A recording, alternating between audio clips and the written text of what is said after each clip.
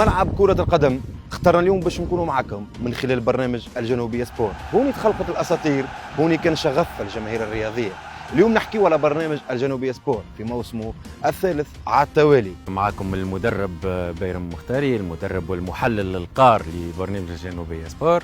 اليوم اخترنا بداية موسمنا باش تكون انطلاقا من أرضية الملعب، انطلاقا من الميدان اللي يلم كل الشغوفين بكرة القدم ولا الجلد المدور.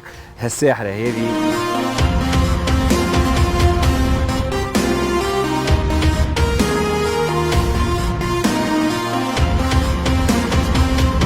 برنامج الجنوبية سبور باش يكون متابع بكل تفاصيل الرياضة في تونس.